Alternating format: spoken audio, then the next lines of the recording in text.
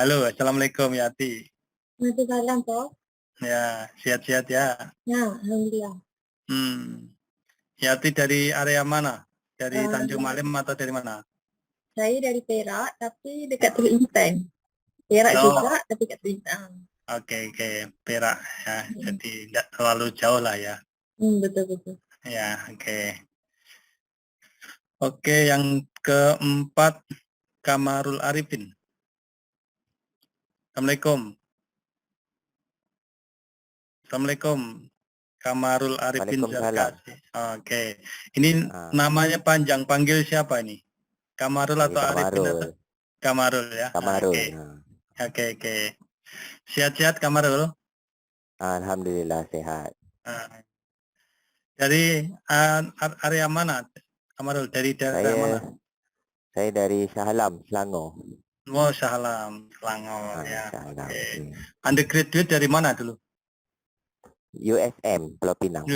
Oh, ya saya Pinang ya, Ah, tempatnya si Suryana tadi ya. Oke. ah. Sudah bekerja atau masih Saya undergraduate? guru guru sekolah menengah. Guru sekolah menengah. Oke, good. Ah, Oke, sudah 4 student. Jadi saya kira bincang singkat cukup ya. Nanti karena gini, saya cakap begini karena saya memang hampir tiap tahun pergi ke Male, terutama ke Tanjung Malim. Hampir tiap tahun loh ya, kecuali karena ini ada COVID-19 ini saya tidak pergi ke sana. Dan hampir tiap tahun juga saya ke Thailand, terutama Thailand Selatan. Itu di Yala itu dan HY. Saya banyak kawan di Prinsongla University maupun Rajabat Yala Rajabat University, banyak kawan di situ juga. Jadi sering visit saya ke sana. Dan juga ada beberapa student saya yang studi di sana di HY, termasuk dulu juga banyak yang studi di UPSI, student-student saya. Karena saya ada mitra atau kerjasama dengan Prof. Ilyas terutama. Saya diskusi dalam 3 atau 4 kali meeting dalam lecturing ini, yang di lecturing Anda advanced analysis ya, tetapi khusus untuk materi saya nanti akan bincang tentang electrochemistry analysis. Di situ yang paling pokok, yang paling menonjol, yang paling banyak dipakai ada dua jenis analysis dari electrochemistry ini, yaitu potentiometry and voltammetry. Nanti karena waktunya tidak banyak atau hanya 3 atau 4 kali meeting atau pertemuan, ya nanti agak-agak cepat. Saya akan share presentation saya. Coba nanti dicek dulu ya.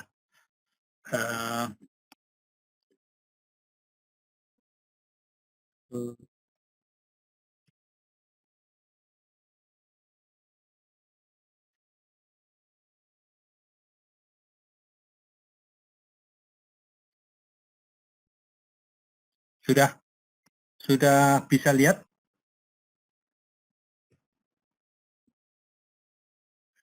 Oke. Oke. Jadi begini,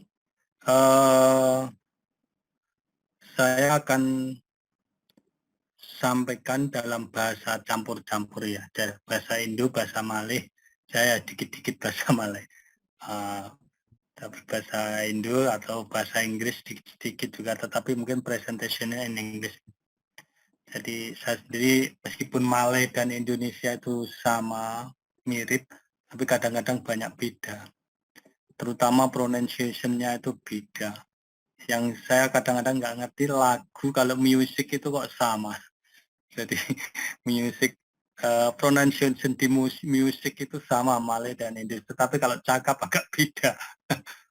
Tapi tidak apa-apa, yang penting kami juga bisa Termasuk ketika di Thailand Selatan itu ya bahasa Melayu cukup banyak dipakai.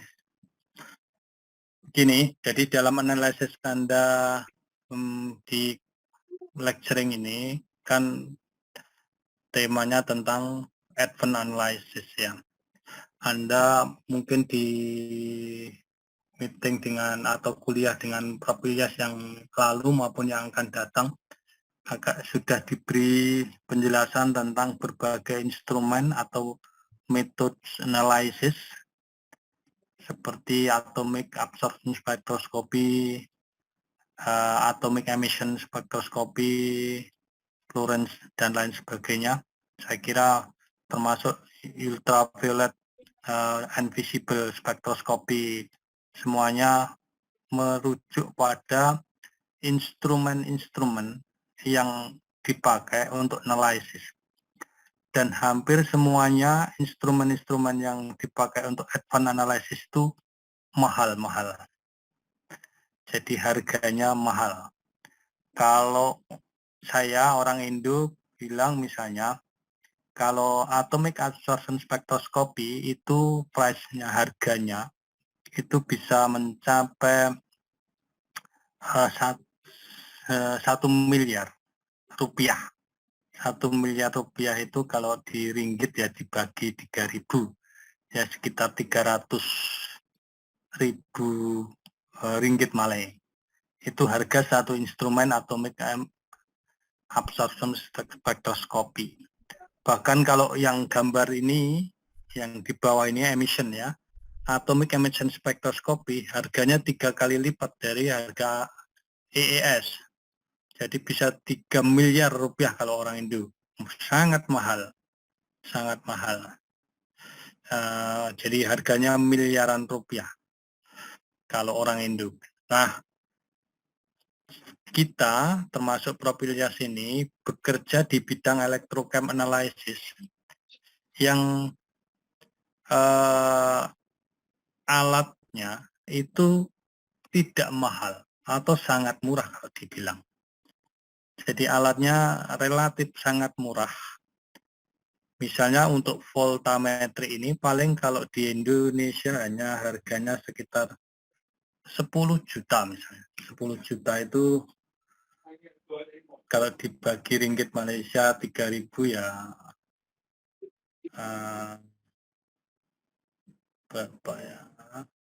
3.000 ringgit Malay kira-kira. Tidak mahal, hanya 3.000 ringgit Malay. Dengan ongkos biayamu kuliah nggak nyampe. Ya, murah untuk alat potensiometri ini. Kalau untuk voltametri, yang ini memang agak sedikit mahal. Jadi kalau orang Indo berkisar angka 100-an juta. Ya, 10 kali harga ini. Tapi ini pun 100 dibanding 1 miliar atau 3 miliar rupiah itu masih sangat jauh. Jadi relatif sangat murah alatnya. Jadi baik potensiometri maupun voltametri instrumen itu murah. Tapi yang perlu dicatat atau diketahui adalah meskipun alatnya tidak mahal atau murah, kemampuan analisisnya tidak kalah dengan instrumen-instrumen atau event analisis yang lain. Jadi meskipun murah atau simple, itu analisisnya tidak kalah dengan metode atau teknik yang mahal-mahal alatnya. Ya, kadang-kadang kita nggak menyadari kadang-kadang.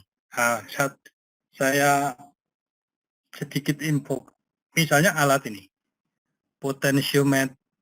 potensiometer ini alatnya, ini biasanya tandem, bisa untuk ion meter, bisa untuk pH meter. Jadi untuk ion meter maupun pH meter kalau orang Indonesia, pH meter. Kalau orang Malay ya pH meter, karena orang Malay cenderung ke Inggris. Kalau orang Indonesia itu pronunciation menuju Belanda. Jadi kalau Kalau di Malaysia university, kalau di Indonesia universitas. Tas itu pronunciation Belanda. Jadi agak beda antara England dan Holland. Nah, Anda tahu bahwa alat pH meter ini simple banget. Tetapi kalau Anda lihat atau pernah bekerja atau merenungkan betapa hebatnya alat pH meter ini. Betapa hebatnya. Bayangkan pH meter ini kan bisa mengukur pH, misalnya pH-nya larutan atau solution pH-nya 1. Ada solution pH-nya 1 ya. Maka how much concentration hidrogennya? Berapa konsentrasi hidrogen di situ? Kalau ada larutan pH-nya 1, konsentrasi hidrogennya berapa? Ion hidrogen. Berapa? Simple ini, simple. Berapa? Ayo coba ada yang bisa cakap? pH meter. Betul. Ada larutan pH-nya 1. pH. Acid ke base ke berapa pH? Jadi baca satu. Hidrogennya berapa? Concentration-nya. Ostomi ya, ostomi. Ostomi. Ostomi. Ada? Oh, itu penyakit ostomi. Lupa. Atau gimana? Atau tidak. Jadi Anda kan di analitik atau basic chemistry lah. Kalau ada larutan atau solution pH-nya 1. pH itu kan sama dengan sebanding concentration hydrogen plus Ya. atau ion hidrogen. Berapa pH konsentrasinya kalau ada larutan pH-nya 1? Masih ingat? 0.1? Yes, good. 0.1.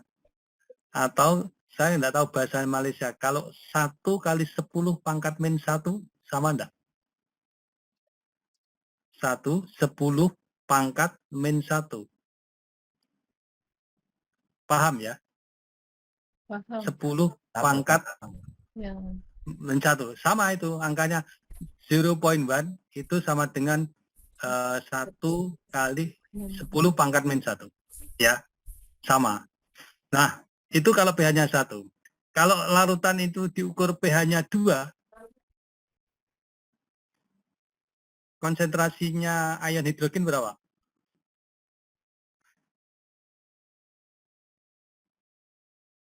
pH-nya 2.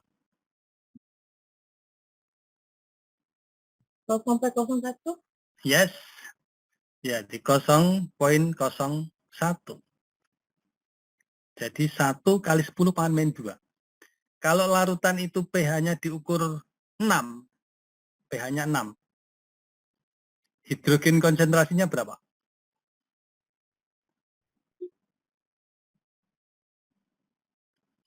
Ya sama tadi, 0.0000001 ya, atau 1 pangkat 10 pangkat min 6. 1 apa kalau istilah Malaysia pangkat apa? Kuasa. Apa? Agak keras. Kuasa kan? To the power. Kuasa, ya. Kuasa rasanya. Kuasa, ya, boleh. Ya, 1 10 kuasa min 6.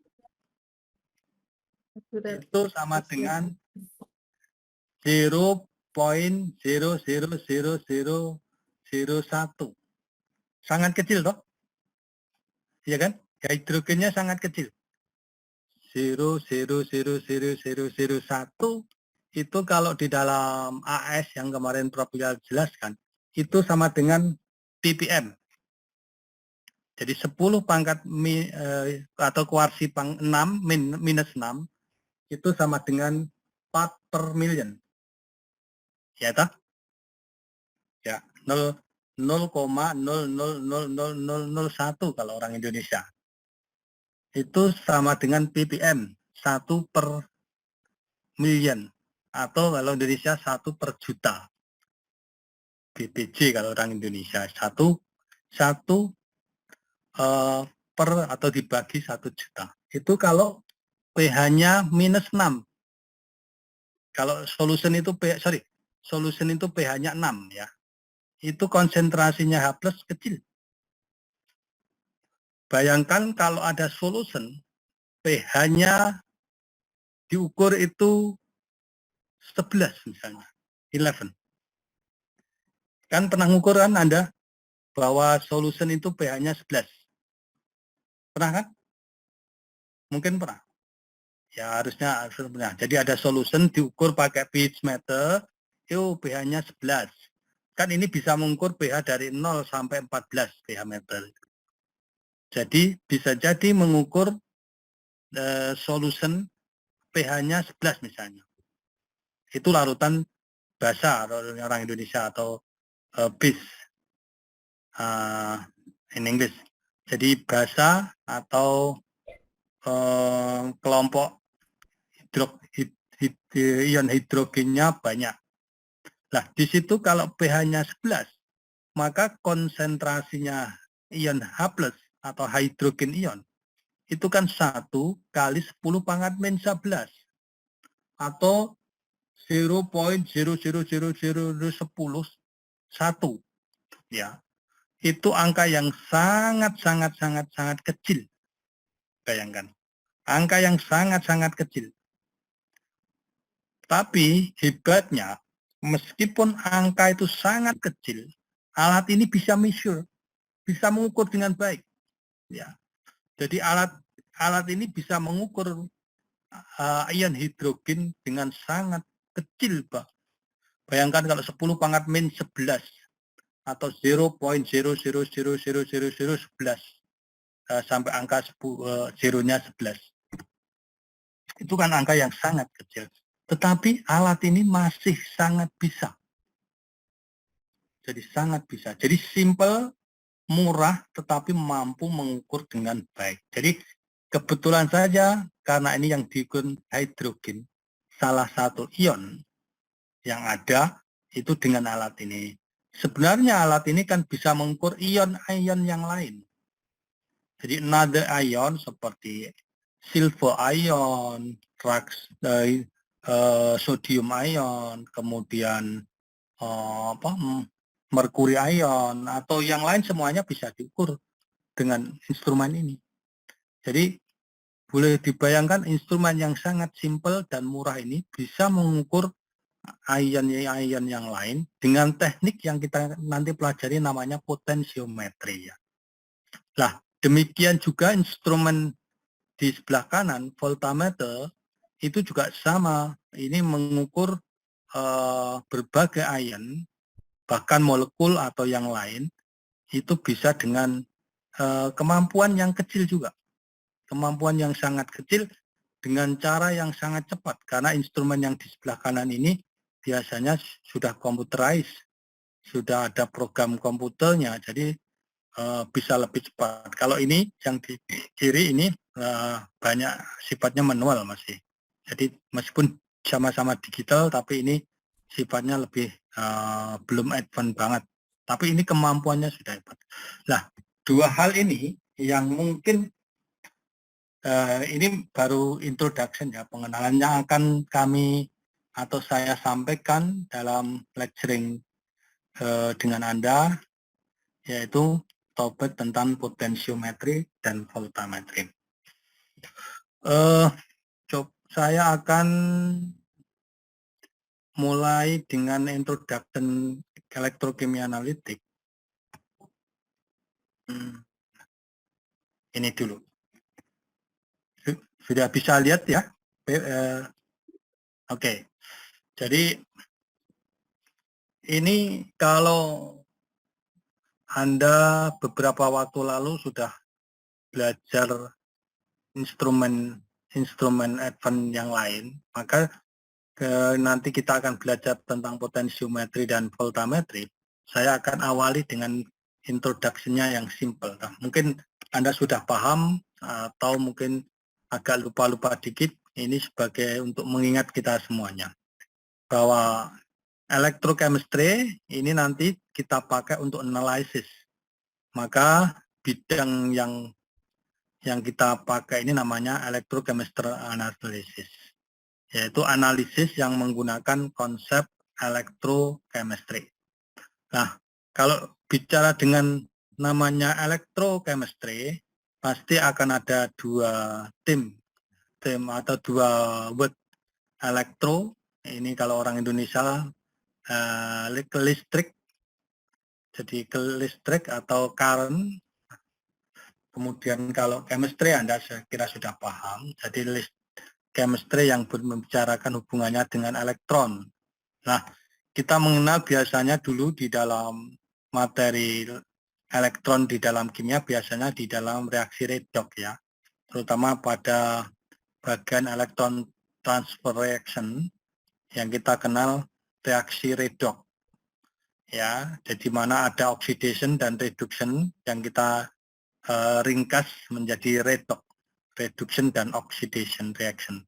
Nah ini kalau Anda mengingat lagi di sana semua reaksi redox itu kan ada elektron yang terlibat. Jadi misalnya oxidation maka akan menghasilkan elektron. Reduction misalnya di situ akan diperlukan elektron supaya terjadi reaksi. Nah, oleh sebab itu di dalam reaksi ini itu akan result in the generation of electric current. Jadi adanya electricity yang bisa ditimbulkan atau because by imposing an electric current. Jadi reaksi itu bisa menghasilkan listrik atau juga listrik dipakai untuk reaksi. Jadi adanya elektron tadi, istilah elektron itu mengarah pada listrik atau electric current, electricity, yang itu dihubungkan dengan reaction ya. Jadi reaksi yang hubungannya dengan listrik atau electric current. Nah, reaksi kimia yang dihubungkan dengan listrik ini sehingga muncul bidang yang kita kenal field of chemistry yang kita sebut electrochemistry ya. Misalnya ini yang paling simpel reaksi ini kan ada Cu supaya jadi Cu2+ kan harus ditambah 2 elektron. Sebaliknya silver jadi copper itu tambah 2 elektron menjadi copper plus 2. Silver plus akan menjadi silver kalau ada 1 elektron. Sorry. Nah, ini contoh reaksi yang simpel. Nah, begini.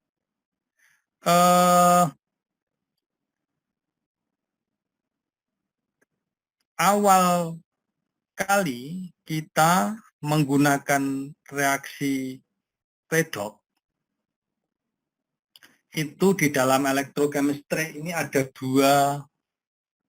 dua topik atau 2 materi atau 2 bagian bidang yang terkait dengan listrik dan reaksi kimia. Elektrokimia ini prinsipnya ada 2 jenis reaksi yang menyebabkan prosesnya kita sebut sel potensial dan sel elektrolisis. Jadi dari reaksi itu di reaksi redox di elektrochemical ini prinsipnya akan ada 2 tipe, 2 jenis yang kita kenal dengan sel potensial atau potensial sel yang Anda mungkin dulu pernah mengenal voltaic atau galvanic cell. Itu adalah suatu sistem peristiwa di mana suatu sel elektrokimia itu ketika di running atau dihubungkan, dia akan menghasilkan listrik. Ya, jadi suatu sistem itu kalau dijalankan atau dihubungkan itu akan menghasilkan listrik. Contoh misalnya baterai. batu baterai ini kalau dihubungkan itu akan timbul listrik.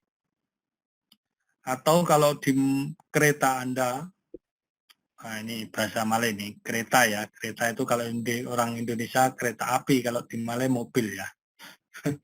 Di mobil atau kereta Anda itu kan ada aki atau baterainya aki namanya. Itu kalau dihubungkan dia bisa untuk menjalankan dinamo yang bisa menghidupkan mobil. Jadi ketika ini dihubungkan kabel misalnya itu timbul listrik. Nah, ini yang bagian ini yang kita kenal sel potensial. Yang nanti akan muncul metode analisis yang kita kenal dengan potensiometri. Jadi peristiwa di sel Galvani atau sel Volta sejenis itu, yaitu suatu reaksi kimia yang menimbulkan listrik. Prinsipnya terjadi reaksi kimia yang menghasilkan listrik. Itu nanti akan muncul metode analisis yang kita sebut potensiometri. Sedangkan yang kedua, kalau sel elektrokimia itu dihubungkan, tidak terjadi apa-apa, tidak ada reaksi. Tapi kalau diberi listrik, dia akan terjadi reaksi kimia. Itu yang kita kenal dengan elektrolitik sel atau sel elektrolisis kalau orang Indonesia. Jadi suatu sel akan jalan, akan terjadi reaksi kimia kalau ada listrik, kalau ada baterai yang diberikan, kalau ada energi yang diberikan, baru reaksinya jalan. Kalau yang di atas tadi tidak, reaksi otomatis jalan. Maka di sini namanya kalau orang physical chemistry spontan reaction, reaksi spontan, delta G sama dengan 0. Kalau delta G sama dengan negatif. Jadi reaksinya spontan. Sedangkan yang di bawah ini reaksi tidak jalan, maka delta G-nya positif.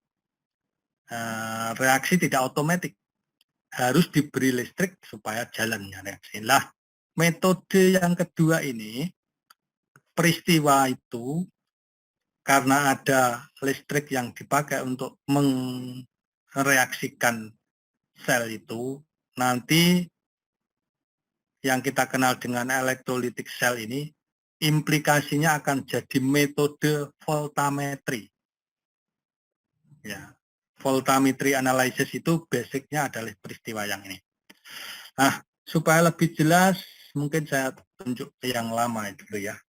Ini ya saya kira sudah mengenal, kalau toh agak lupa ya enggak apa-apa. Ini yang kita kenal dulu dengan sel volta. Jadi kalau ada zinc metal dimasukkan dalam ion larutan atau solution zinc, kemudian kabel metal dimasukkan dengan ion solution kabel 2, kemudian dihubungkan dengan istilahnya kalau Indonesia jembatan garam atau salt bridge, yaitu biasanya larutan garam dicampur dengan senyawa organik agar atau gelatin, maka akan menjadi elektrolit di sini bisa lewat. Nah, yang sebelah kiri ini separuh ini kita sebut setengah sel namanya. Separuh sel. Di sebelah kanan juga separuh sel. Di sini akan ada elektroda, ada logam menjadi elektrod. Di sini juga ada elektrod. Yang sebelah kanan disebut sering cathode, yang kiri anode. Jadi katode, anoda seringkali lah. Anda kalau zinc dan cover ini di-connecting dengan wire atau kabel, jadi dihubungkan dengan kabel, maka akan ada listrik yang timbul, akan menghasilkan current. Kalau nanti diukur dengan alat pengukur listrik, akan ada beda potensial. Jadi ini dihubungkan saja, itu otomatis terjadi reaksi di sini. Ini juga terjadi reaksi kalau dihubungkan. Jadi ini karena reaksi tadi spontan ya, ditagi sama dengan negatif. Kalau orang di physical chemistry, masih ingat ya, ditagi, tahu ya, ditagi ya. Energi bebas Gibbs, energi free energi Gibbs. Ya, ingat kan?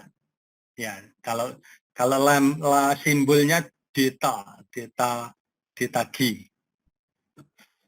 Nah, ini ditagi negatif, maka reaksinya spontan. Nah, reaksi spontan itulah yang menghasilkan listrik. Kalau reaksinya kan di sebelah kiri ini kan zinc akan teroksidasi menjadi zinc plus 2 ya, yang menghasilkan 2 elektron. Nah, ini namanya oxidation. Masih ingat lah saya kira. Nah, ini reaksi redoks di elektroda sebelah kiri atau setengah atau separuh elektron. Dan yang di sebelah kanan ini akan ada reaksi reduction. Cover plus 2 ditambah atau plus 2 elektron, dia akan tereduksi menjadi cover metal. Jadi reduction peristiwanya. Jadi di sini ada deposit atau endapan cover di permukaan cover metal. Ya, di sebelah sini di interface atau surface metal cover elektrod itu akan timbul endapan atau kalau istilah lain sebenarnya deposit of couple dari reaksi reduksi. Nah, peristiwa reaksi di sebelah kiri dan di sebelah kanan itu ternyata kalau kita lihat elektronnya, ini kita lihat elektronnya dulu ya. Jadi di sebelah kiri tadi reaksinya menghasilkan elektron. Kemudian elektronnya ini bisa melewati kabel karena sudah kita hubung dengan kabel ke sini. Kemudian elektronnya ketemu dengan cover di sini sehingga mengendapkan cover di permukaan elektrod di sini, di muka elektroda cover ini ya. Jadi ini skem atau elektron mobility yang mungkin bisa kita lihat. Nah, Anda mungkin pernah, saya kira pernah belajar yang dulu kita kenal dengan namanya potensial cell. Kemudian ada potensial reduksi standar sel atau dikasih simbol E0, E0 tapi di atas, kuarsi di atas. Jadi E0, ini namanya potensial reduksi standar. Jadi suatu peristiwa reaksi reduksi atau oksidasi itu ada potensial listrik yang timbul. Kalau dulu mungkin ada tabel ini, mungkin tabel ini ya. Ini ada tabel standar reduction potential berbagai ion di sini. Misalnya di situ yang paling kelihatan, kalau cover 2 plus menjadi cover, itu potensialnya adalah plus 0.34. Jadi nilai potensial. Nilai potensial reduksi standar namanya. E0 adalah potensial reduksi standar. Kalau simbolnya atau lambangnya E saja, itu kita sebut potensial sel. Jadi potensial sesungguhnya yang terukur itu E. Tapi kalau E0, ini potensial standar reduction. Jadi standard reduction potential. Kalau E 0. Jadi kalau E saja namanya potential cell. Yang real, yang diukur itu E. Tapi kalau E 0 itu standar. Nah,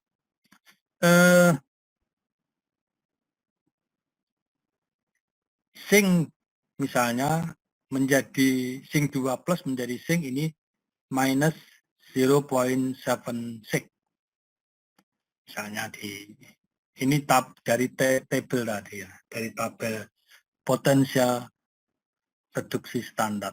Nah, karena reaksinya yang tadi itu adalah ini, jadi reaksinya adalah zinc menjadi zinc 2 positif oxidation, itu potensialnya adalah plus 0.76. Jadi kalau oxidation ini menghasilkan listrik sebesar ini. Sedangkan reduction dari cover itu adalah cover plus 2 menjadi cover itu potensialnya plus 0.34. Nah, kalau peristiwanya dibalik, ini dibalik angkanya ya, jadi minus. Tergantung peristiwanya. Kebetulan ini peristiwanya ini oxidation dan di sini reduction. Jadi ini oxidation. Tadi kalau di tabel ini kan minus karena zinc 2 positif menjadi zinc itu minus 0,76. Tapi karena peristiwanya oxidation maka menjadi plus dibalik. Nah, dari reaksi sel ini potensialnya 0,76, yang di kanan covernya di katoda 0,34. Totality semuanya keseluruhannya ini dijumlah. Jadi di anoda dan katoda listriknya dijumlah totalnya 1,10 volt. Jadi elektris yang terukur secara standar itu 1,10 volt. Kalau ukur yang sesungguhnya angkanya mungkin tidak 1,1. Karena ada variabel-variabel yang menentukan angka realnya atau angka eksaknya. Ada concentration, ada temperatur, dan lain sebagainya menentukan nilai ini, harga ini. Tetapi secara standar potensialnya akan terukur 1,10 volt. Nah, jadi peristiwa sel ini yang kita kenal dengan sel potensial ternyata menghasilkan listrik 1,1 volt. Ya, menghasilkan elektrisiti 1,1 volt. Kalau itu nanti diukur begini. Diukur dengan alat seperti ini. Voltmeter, maka di sini itu akan menghasilkan listrik elektrisiti sekitar 1,1 volt. Ya, jadi ini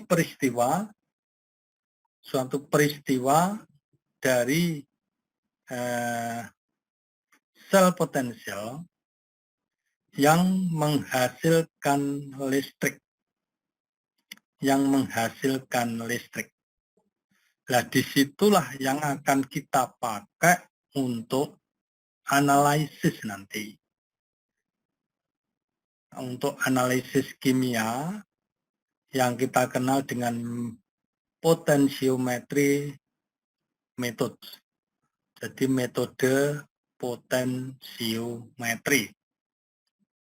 Nah, itu hubungannya dengan E.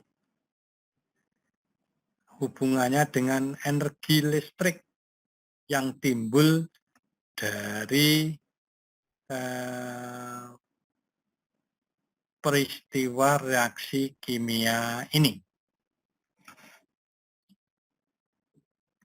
Nanti akan muncul metode potensiometri yang seperti ini besok. Jadi metode potensiometri di mana kita mengukur potensial dari sistem sel. Besok nanti mengarah ke sini. Jadi ada sel, dua elektroda, ada solusinya, yang ada sampelnya, nanti diukur potensialnya.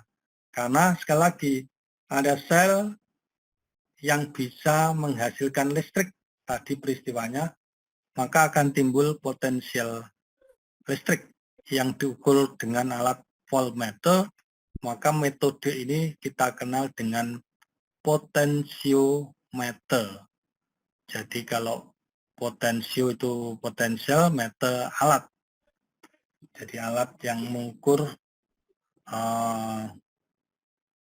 atau mengukur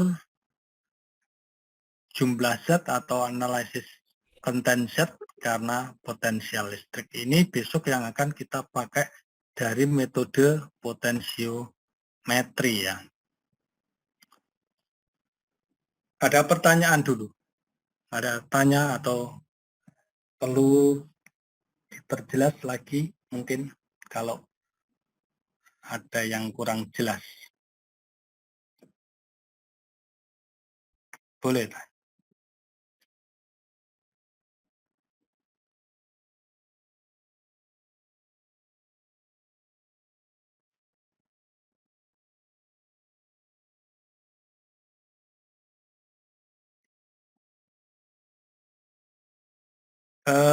Waktu undergraduate pernah mengukur atau melihat alat ini? Ada yang pernah?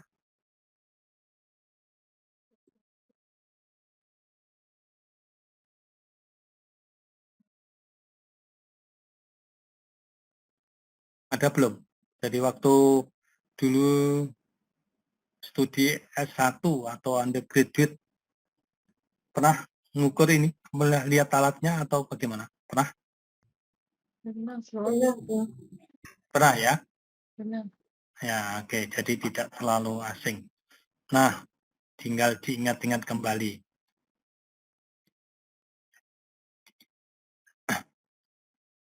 Tidak ada tanya ya? Kalau tidak, saya akan terus. Jadi ini prinsipnya adalah tadi reaksi kimia yang menghasilkan listrik. Nah, sekarang bagaimana kalau kita analisis? Kalau kita analisis kimia, ion atau yang lain, baik itu kation atau anion atau apa saja, itu yang kita ukur secara potensial bagaimana. Nah, ternyata kita akan menggunakan konsepnya berdasarkan Nernst equation. Jadi hubungannya di dalam analisis itu adalah kita menggunakan persamaan Nernst. Saya kira ini di Physical Chemistry textbook ada. Jadi kalau kita analisis kimia itu kan menghubungkan dengan cara potensiometri ini ya. Menghubungkan antara kuantiti sampel analis, jadi sampelnya apa terserah, itu dengan listrik. Jadi di dalam potensiometri ini akan menghubungkan antara zat yang diukur, misalnya sampelnya ion chloride misalnya, atau ion besi misalnya, atau Fe, atau ion silver, atau apa saja, atau ion sulfat, boleh saja, apa saja. Itu kan yang mau diukur concentration-nya. Nah, alatnya mengukur potensial E. Alatnya mengukur potensial E. Maka oleh Nernst, melalui Nernst equation ini, itu antara E dan concentration analit atau sample concentration itu dihubungkan dengan namanya persamaan Nernst, yaitu E sama dengan E0 potensial sel, E0 potensial reduksi standar sel, jadi kondisi standar, plus atau kadang-kadang persamaannya plus minus ini. Kadang-kadang nanti saya jelaskan dengan data besok. Bisa plus, bisa minus. Karena memang untuk kation biasanya menggunakan plus, untuk anion biasa minus.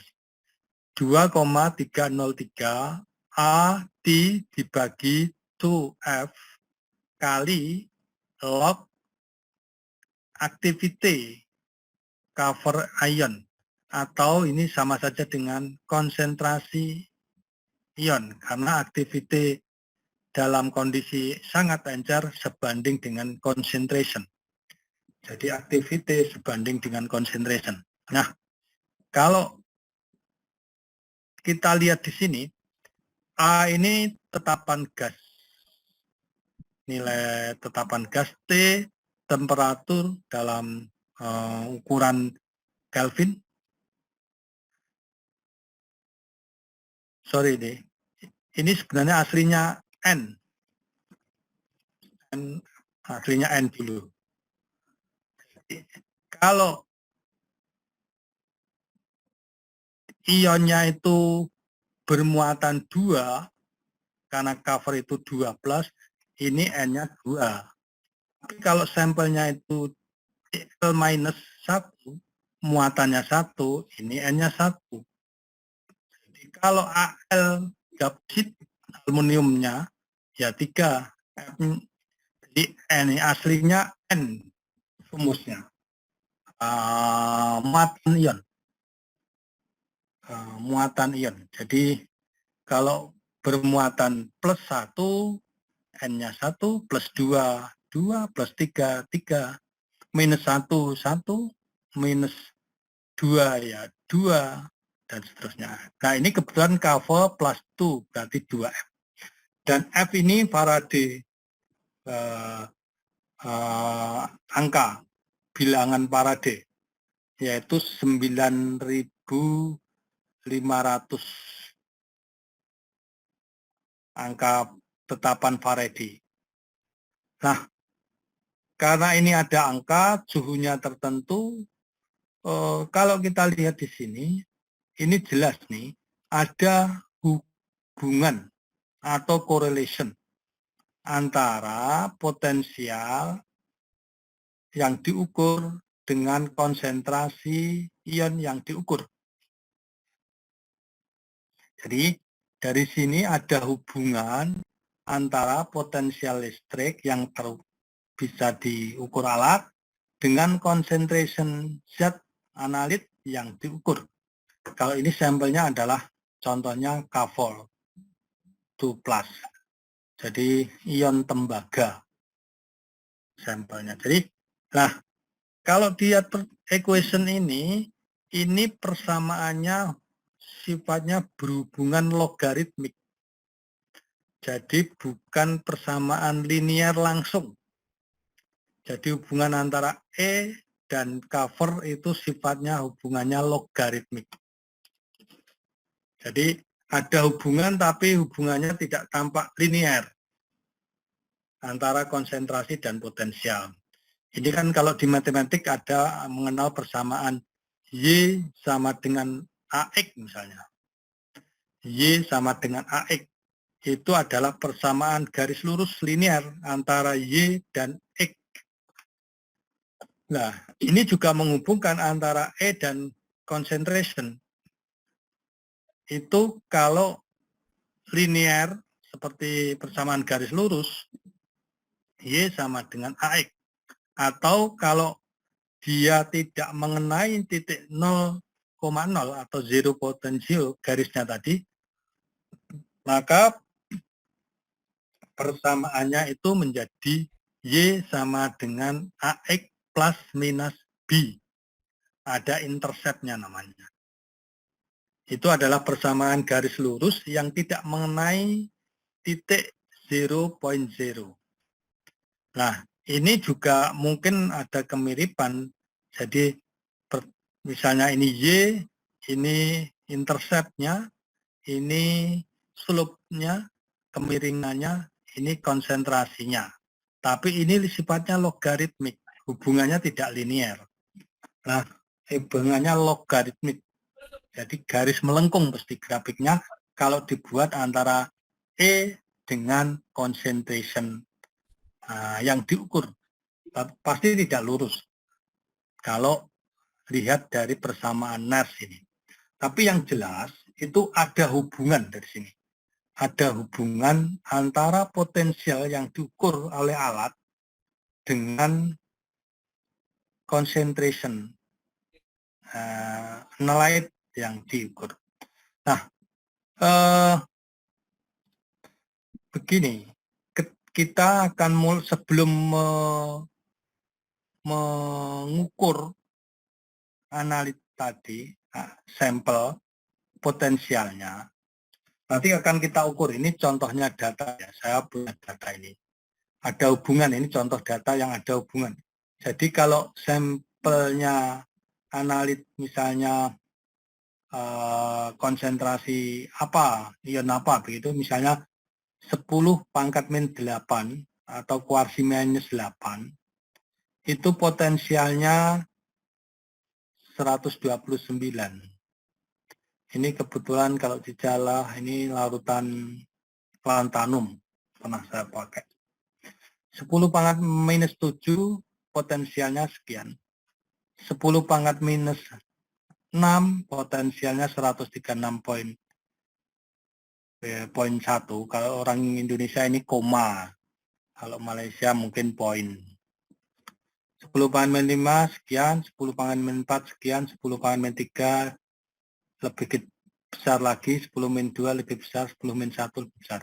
Dari sini tampak ya, konsentrasinya makin ke bawah makin besar. Jadi 10 min 8, min 10 min 7, 10 min 6 molar, terusnya sampai 10 min 1 atau 0,1. 0,1. Itu kan makin besar. Ternyata potensialnya ini kan juga makin besar. Jadi ada hubungan tampak di situ ya. Meskipun hubungannya kalau lihat grafik matematik namanya hubungan logaritmik antara concentration dan potensial. Itu hubungannya logaritmik. Karena persamaannya tadi log X atau log concentration analyte. Nah, ini ada hubungan sudah tampak. Sehingga persamaan Nernst ini benar. Jadi persamaan Nernst yang dipakai di dalam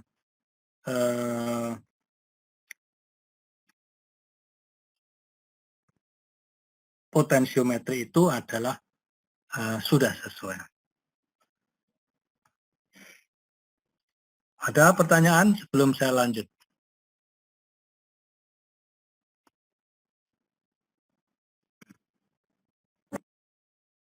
Kalau kuliah ini 2 jam perlu break tidak biasanya?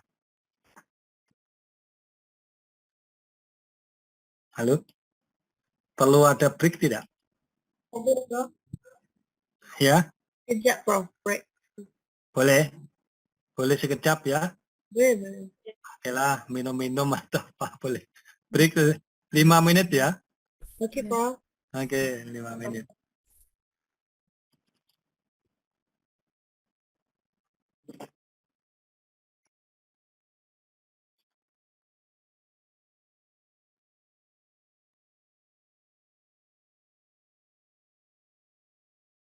Halo Prof. Ilyas. Ya, Prof, ada di mana sekarang? Di Jogja kah?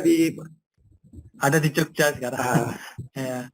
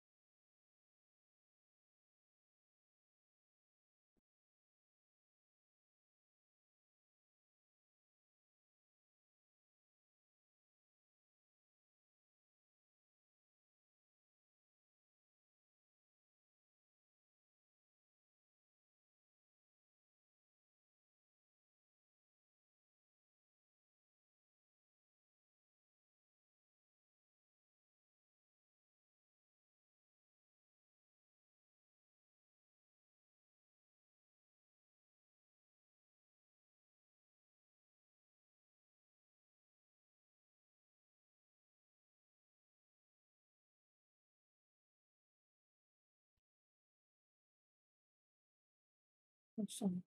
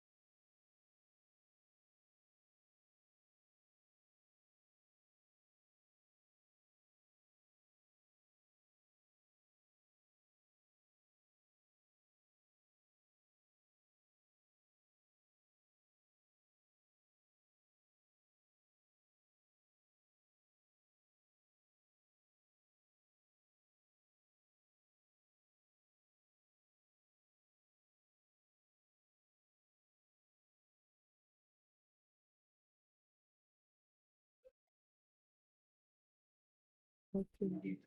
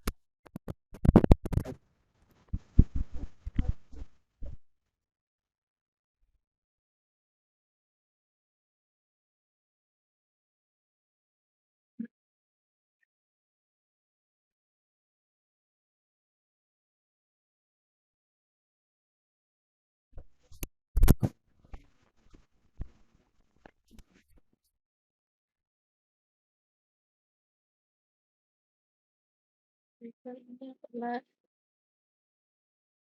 Ini rame oleh belum.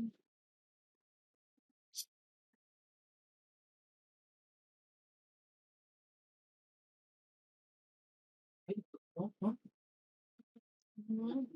ada tebangan ya. Kali berasa takut sana.